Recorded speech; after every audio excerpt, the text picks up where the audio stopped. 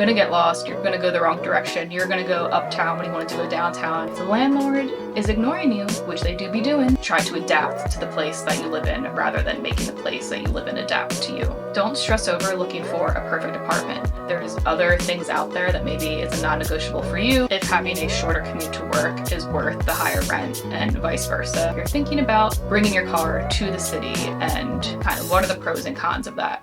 Hi, you gonna do this right now? Are you here because you want to help me with the intro? What's up, friends? Welcome back to my channel. Okay, see you later. So we're doing something a bit different today, with it now being June, which means I've been in this apartment for a little over a year now. It also means it is moving time for people in New York City, whether they're moving in, moving out, moving around.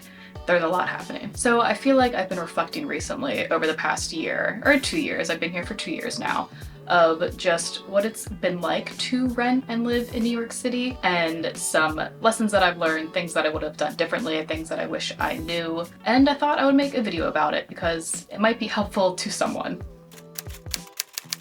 So if you are new here, hi, my name is Sarah. I live in Brooklyn. I've lived in Brooklyn for 2 years now. I live with my partner, or my fiance, and I also work in Manhattan, as does he. We're actually both originally from Delaware, and what brought us to the city in the first place was Evan's work. So when he got a job in the city, I just finished grad school. I did not have a job. I didn't have a job for about 9 months of living here. I came with him. We moved into our first apartment together. He was working. I was working part-time while looking for jobs. And then just about a year ago, we moved into our second apartment in Brooklyn. So I feel like with that, I want to give a couple of disclaimers. So I am not a New Yorker. I do not identify as a New Yorker. I'm not claiming to be a New Yorker, and I know nothing compared to actual New Yorkers. Let's just make that very clear. I am quite literally just a small town Delaware girl who has been living in the city for the past 2 years and is trying to make the most of it. Like I said, I do live with someone. I live with my partner. I've only ever lived with him in New York anyway, so I know that's not exactly the same experience as someone who is living alone, trying to move to New York alone, or even trying to live or move with roommates. Totally different scenario, and I recognize that. I've also only ever lived in Brooklyn. So are some of the things I'm going to be talking about applicable to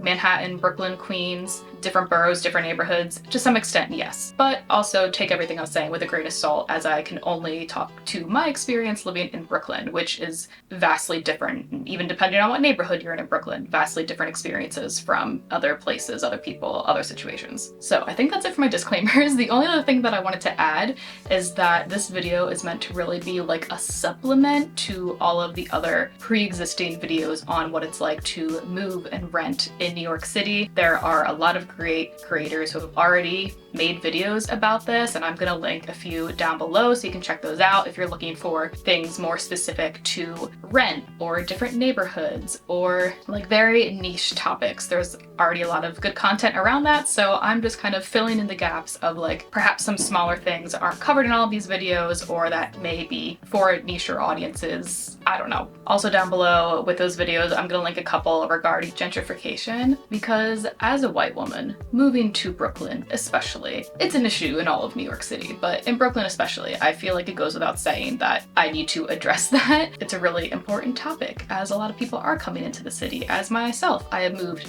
into a city, into a neighborhood that is actively being gentrified. So I have some things down below that honestly, while watching them, I learned a lot, and I hope you will too. So moral of the story with those videos, honestly, is just if you're gonna move here, do what you can to get involved in the community, support businesses, immerse yourself in the culture, and don't be extractive. I say that in a very humble way, knowing that I myself need to be better about doing that as well. So, well, there's a lot of lessons to learn from those videos, but the most applicable one if you are thinking of moving to the city soon. Okay, so I have a couple of notes. I only have a couple of points I want to make because I'm fearful that I'm already going to talk too much and this video is going to get too long, but if you have more questions or would like a part 2 to this of some sort, first, watch all the other videos that exist on YouTube, and then if you still have questions, let me know down below and I'd be happy to make another video.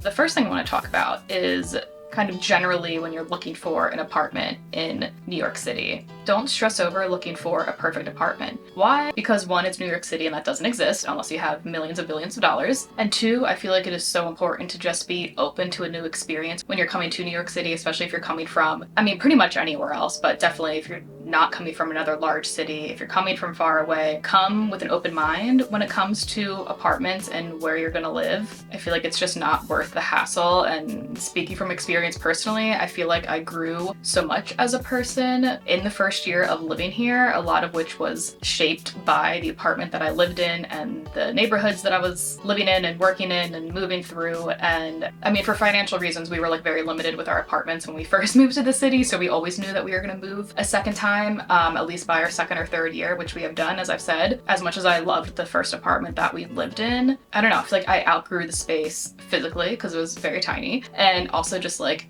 mentally, emotionally, spiritually, that first apartment really prepped me, I guess, for like being able to really take on the city in the years to come. This sounds so cheesy, but I just feel like it's not worth the effort of trying to find the most perfect thing, especially if you're used to that in other towns or cities in the country where $1,500 can go a really long way in terms of apartment hunting. $1,500 here doesn't even get you like groceries, basically. I just think there's so much growth to be done in the first year that you're living here. Just embrace the environment a little bit, learn to understand what you love about your apartment or what you don't love, and you can channel that energy into moving again in a couple of years. I know moving itself is very stressful, and even being able to do it multiple times, especially 2 years in a row, can be very privileged, but I don't know. It's not worth it. Just be open to it, be open to new things. Maybe it's not gonna be as nice as an apartment or house that you grew up in, but I guarantee you there's gonna be some quirkiness to it, things that you love, and I think it's truly fun to try to adapt to the place that you live in rather than making the place that you live in adapt to you, if that makes sense. All that being said, I'm not trying to say settle for a shitty apartment. Still do your research, still ask a lot of questions when you're touring. If an apartment is giving you a shitty vibe, it's probably for a reason. We were in that circumstance multiple times in both of our apartment searches, so if you're getting the weird feelings, weird vibes about a place, trust that and don't settle for something that's like below quality of life, right? Okay, good. We got it. Let's move on.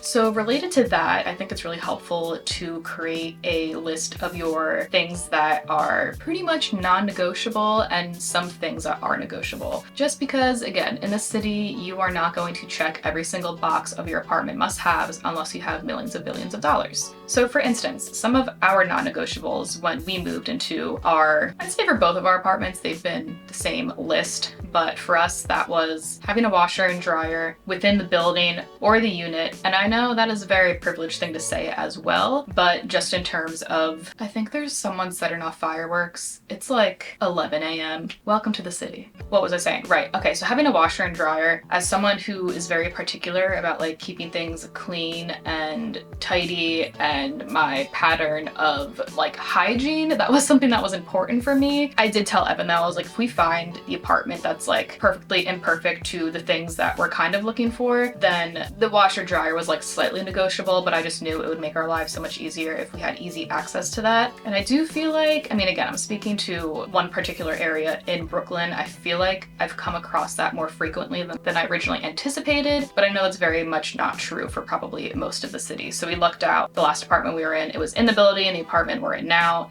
it's in our apartment, which has been super, super nice. Something that was also really important to us was access to an outdoor space. So whether that was being able to go on the roof, having our own balcony, having a backyard. We know how good green space is and nature is for our mental health. So we definitely put that on our list, especially coming from a place in Delaware that had a nice balcony. We knew we were not gonna be getting a nice balcony, at least the first time around, which was totally fine. As long as it could have been like a shitty little, dirty little backyard that had some chairs in it and like an umbrella and a beer cooler, and we would have been fine. So I do think that's also something, again, in Brooklyn that is a little bit easier to find. And if there was no immediate green space, like being able to walk, you know, only a block or two to get to a park or something that's accessible in that way. So in our first apartment, we did have access to the roof, which was really nice. There wasn't much up there. We brought our own chairs, but we spent so much time up there, especially during the summer. And then now I guess we technically have all three of those things. The roof isn't really like all that it's jazzed up to be of what it sounds like. We only go on the roof now to like watch fireworks. Not the ones that are happening now, but like the typical nighttime summer fireworks. Otherwise, we do have a balcony now. And then there is a shared backyard among the apartment like complex that we live in, but we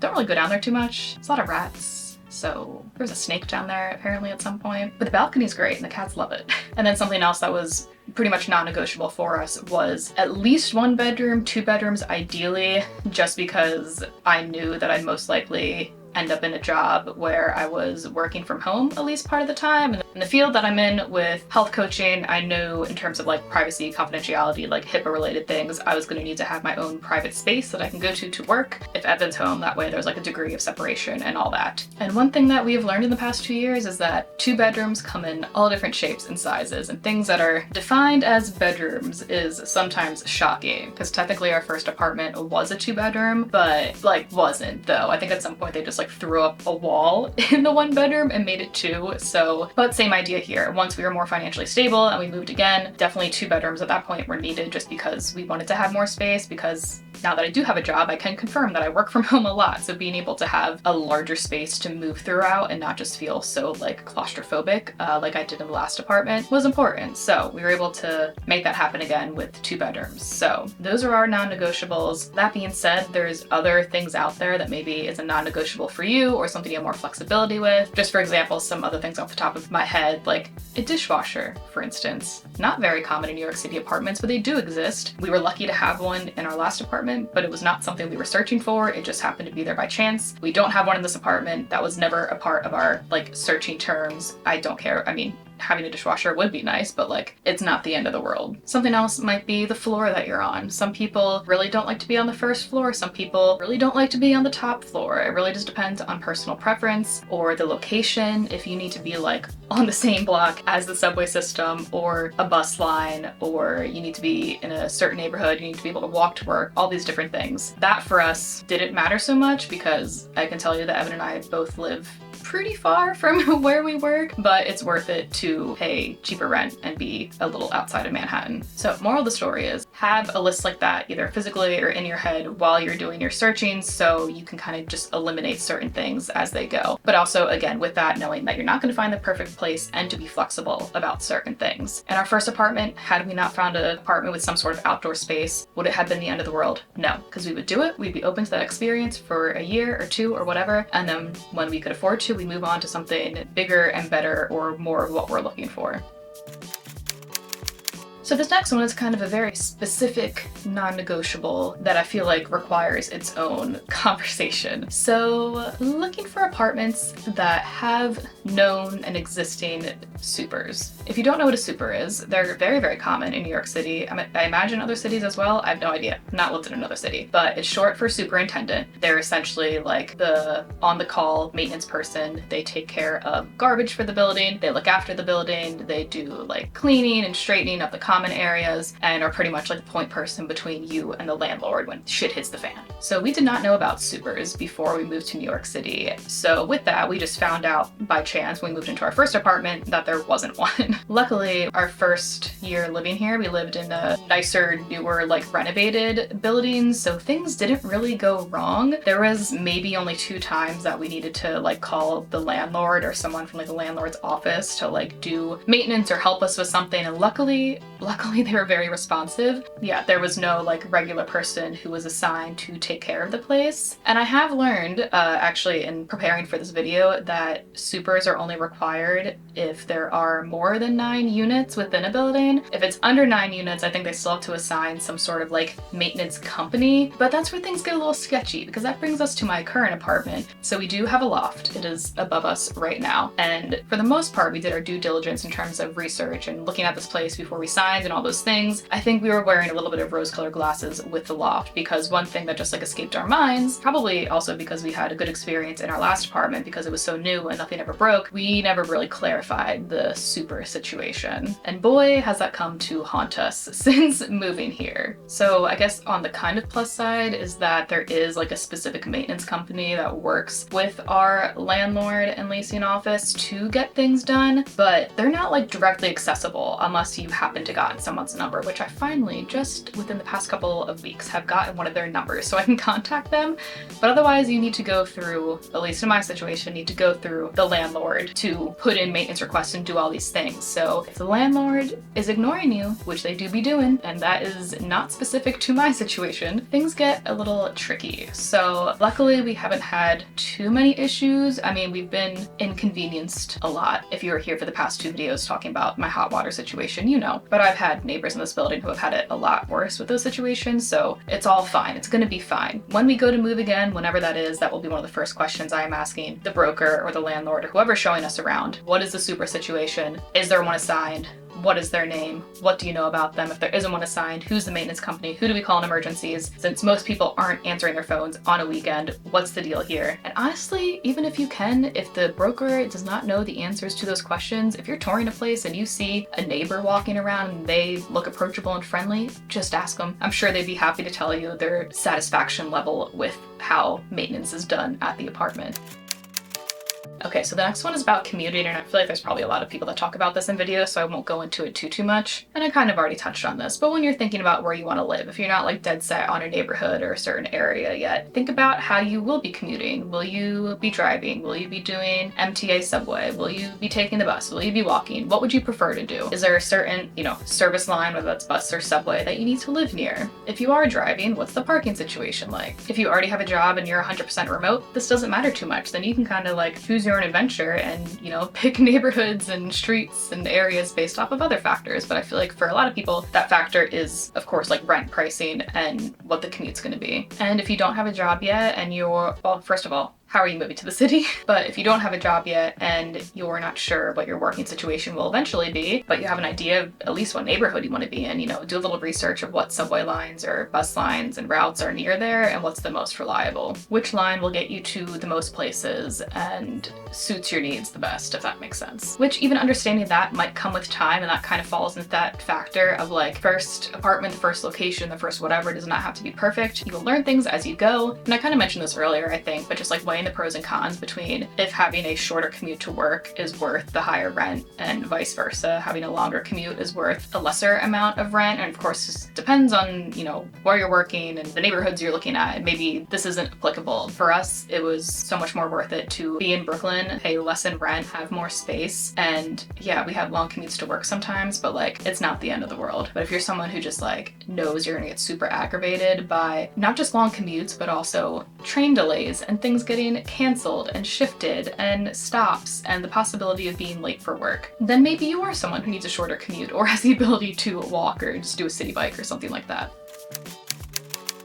And so my next point is going off of the commute tangent and also speaking to the fact that I live in Brooklyn. So this might be like one of those niche topic areas that is not applicable to a lot of people, but this is like a question and a situation that I struggled with for a while that I feel like I have a lot of clarity around now. So I'm hoping it might be helpful to someone. What I'm talking about is if you're thinking about bringing your car to the city and kind of what are the pros and cons of that, what should you do? In my experience, I mean, obviously there are a lot of people with cars in the city, but a lot of the people that I talk to that I know, they do not have their cars in the city. They don't bring their cars in the city, they sell them, they never had one, never even crossed their mind. Living in Brooklyn, I knew that driving was way more accessible. Had we like initially moved into Manhattan, I never would have even considered it. I would have gotten rid of my car immediately just because that would be way too stressful and would be just a lot. But when we started looking at places in Brooklyn, I was like, oh, I could like reasonably keep my car here and that would be really nice, For me, it was kind of a security thing of like, I've been so used to and attached to having a car for so long that like suddenly not having one and then also not knowing how to operate the subway system scared me a little bit. That first summer that we moved here, I was also back and forth between Delaware and New York, like a lot. My sister was about to have a baby. We moved ourselves. We didn't use a moving company. So there was a couple of back and forths where like having a car honestly just was so worth it. And I will stand by, I had my car for probably about 1.5 years before I got rid of it. So spoiler alert, I no longer have my car. But because of that, I think I can speak to like the pros and cons of having a car. So going with the pros, pretty much what I was just saying, like the flexibility of having a car. Knowing that I had a car parked just right outside, well, not always right outside, sometimes a couple blocks away, was very comforting for me. I knew that I could use it to get places, whether that was within Brooklyn,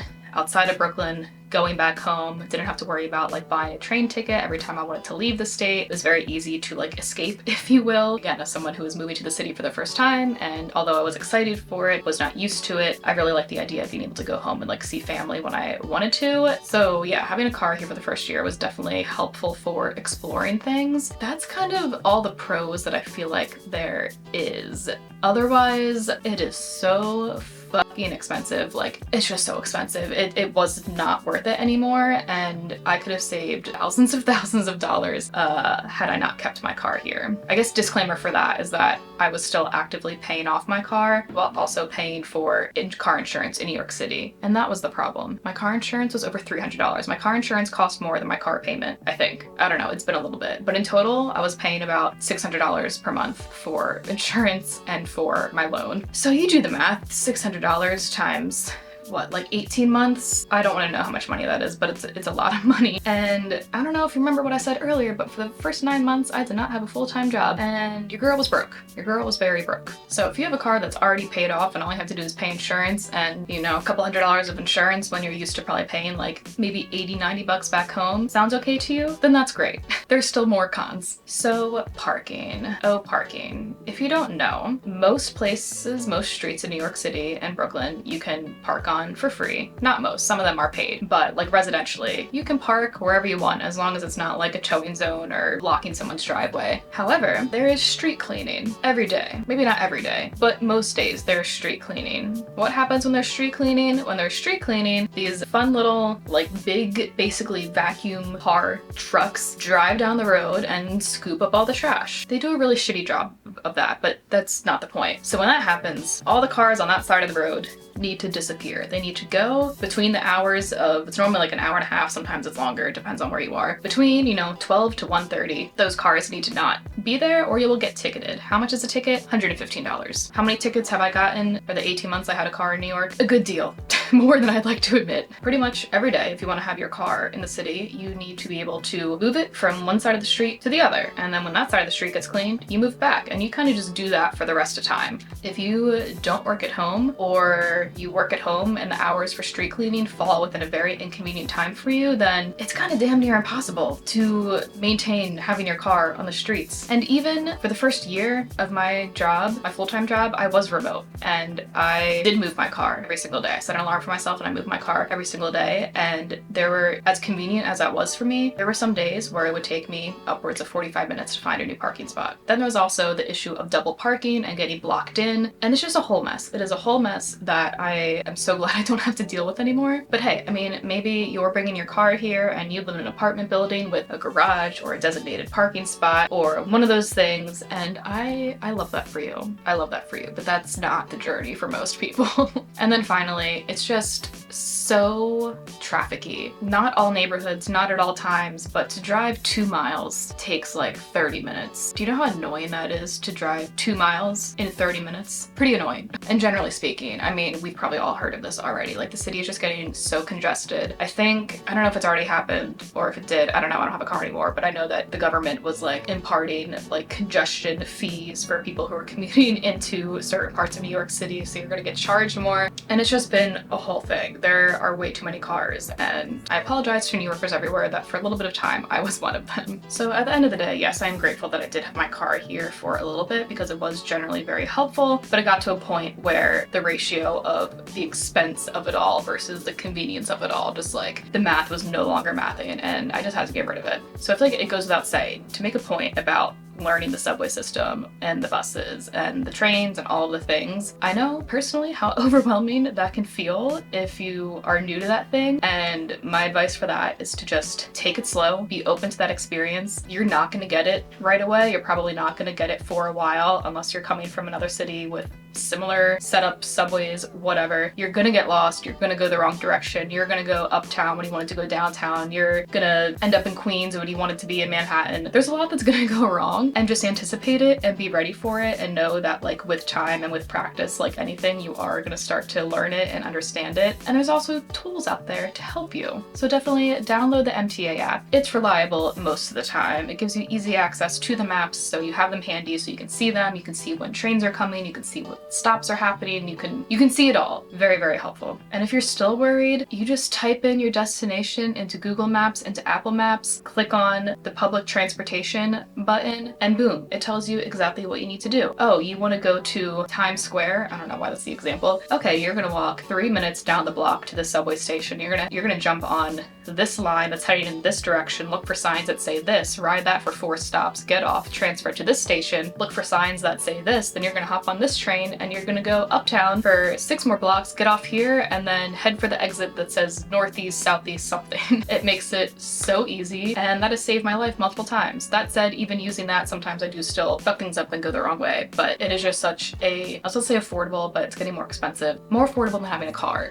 It is an affordable, convenient way to navigate the city. And last but not least, I actually just realized I don't have much to say about this. I truthfully have not looked into this too much. I just know that it is a thing, that it exists sometimes, and that is negotiating your rent price. Now, am I saying if you're applying for a place that's $3,000, you offer them $1,500? No, they're gonna reject you. But, and this is where I only have so much experience to speak of, because I did not know this until this time around of us renting and applying, that you can negotiate things. If they tell you it's this, you can ask for this. So we were kind of testing those waters, and for this apartment we only asked for 100 below. So not a huge jump, but since our rent went up $100 this year, which we did argue down for other reasons, and we negotiated like 70 instead of 100, that's a whole thing. You know, we're technically still like a year behind what the price would have been, but definitely I encourage people to do their research of what it looks like to negotiate your rent price and kind of what things can factor into that, because there's probably a lot more I could have done, and I just haven't bothered to look into it again because